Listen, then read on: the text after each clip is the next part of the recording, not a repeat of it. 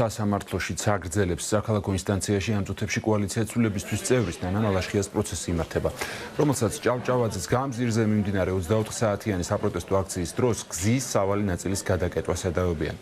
ნინო ჟიჟიაშვილი მოგვიყვება მეც ამ სასამართლო პროცესის შესახებ. ნინო, გისმენთ.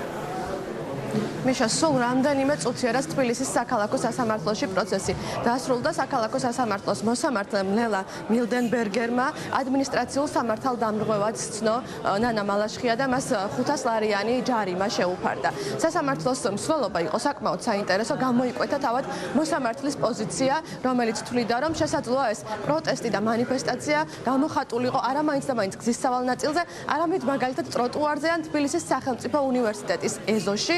როგორც მალაშხიას უფლებადამცველები ამბობენ, მოსამართლე ვერავის ვერ გადაუწყვეტ სად გამოხატოს პროტესტი, რადგან ეს არის ადამიანების კონსტიტუციით გარანტირებული უფლება. საუბარია 17 ნოემბერზე, როდესაც იმართებოდა 24 საათიანი უწყვეტი დემონსტრაციები, საპროტესტო აქციები, სწორედ თესეუს მიმდებარე ტერიტორიაზე. შინაგან საქმეთა სამინისტრო თვლიდა, რომ ნანა მალაშხიამ დაარღვია კანონი და უკანონოდ გადაკეტა გზა. საუბარია სწორედ ვარაზის ხევის, კეკელიძის ქუჩის, ჭავჭავაძის გამზირისა და მელიქიშვილის გამზირების კვეთაზე. დღეს ამავე საქმეზე დააჯარიმეს კოალიცია ცვლილებისთვის კიდევ ერთი წევრი, პარტია ახალის პოლიტსაბჭოს წევრი თამარ ზირეკიძე და მასაც 500 ლარიანი ჯარიმა შეუფარდეს. მე აზრი იმისა, რომ მოსამართლეს იმყოფებოდა დარბაზში, არ გამჩენია, იმიტომ რომ ჩვეულებრივ მეგონა, რომ შინაგან საქმეთა სამინისტროს ორი შინაგან საქმეთა სამინისტროს წარმომადგენელი იყო დარბაზში. რა აზრი აქვს ამას? ფიზიკური ზალადობის რა ვიცი, მსხვერპლი ვიყავი, სამართლებრივი, არ ვიცი, რას აპირებენ, რა გონიათ ამ ადამიანებს, რომ რამე გამაჩერებს მე ან კონკრეტულად სხვა ადამიანებს, რომლებთან მიმართაც უფრო სასტიკი ფორმებით ხდება სამართლებრივიც და ფიზიკური ანგარიშწორებაც. ზოგჯერ მგონია, რომ რაღაცა საშინელებათა ფილმს უყურებთ, მაგრამ ამ ფილმს ჩვენ ნამდვილად დავასრულებთ, იმიტომ რომ არც ერთი ნაბიჯით უკან არ ვაპირებთ, უკან დახლას არც მე, არც ჩემი თანაგუნდელები. სასამართლო პროცესზე ჩემი როგორც წარმომადგენლის დაშვება სასამართლომ არ განახორციელა. მიუხედავად ამისა, პროცესი შედგა. პროცესზე სასამართლო არ ინტერესდებოდა საქმის რეალური ფაქტობრივი გარემოებებით, მნიშვნელოვანი გარემოებებით, არ უმსჯელია მტკიცების ტვირთზე, არ უმსჯელია წარდგენილ მტკიცებულებებზე,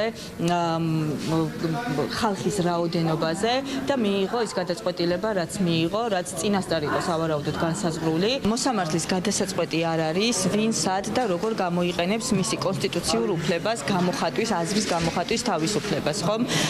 აქციის მონაწილეები თავად წყვეტენ საკუთარ აზრს და საკუთარ პროტესტს, სად, რა ლოკაციაზე, როდის და რა ფორმით გამოხატავენ. მოცემულ შემთხვევაში ადგილი არ ქონია რაიმე სამართალდარღვევას, მაგრამ როგორც გითხარით, სასამართლო არ ინტერესდებოდა იმ ფაქტობრივი, მნიშვნელოვანი ფაქტობრივი გარემოებებით, რომელსაც შესაძლოა შედეგი ჰქონოდა საქმის შედეგზე. სასამართლო დამთავრდა სადღაც 20 წუთში. მედავებიან გზის სავალი ნაწილის გადაკეტვას 10 ნოემბრის საქმეზე, ან სანაპირო რო გადავკეტეთ მარჯვენა მარცხენა სანაპირო და რა თქმა უნდა, ხა წინასწარ ვიცოდი რა განაჩენსაც გამოიტანდა მოსამართლე და მოსამართლე რა დიქტატორი იყო ჩვეულებრივი. არანაირ კითხვასაც კი არ იღებდა ჩვენგან. ადვოკატი კითხვას რო სვავდა, კითხვის დასმის უფლებასაც არ აძლევდა ნორმალურად. და გადაწყვეტილება მიიღო რა? 500 ლარიანი ჯარიმით დაგმაჯერიმე. ადვოკატები ამბობენ, რომ ასეთია ბოლო პერიოდში ეს უკვე პრაქტიკად იქცა. სახალხო დემონსტრაციების შემდეგ კონკრეტულ პირებს, რომლებსაც პოლიტიკური ნიშნით არჩევენ, იბარებენ თბილისის საქალაქო სასამართლოში, წინასწარ მიღებული გადაწყვეტილებით სცნობენ ადმინისტრაციულ სამართალდამრღვევებად და რეალური მტკიცებულებების გამოკვლევის გარეშე მათ აჯარიმებენ.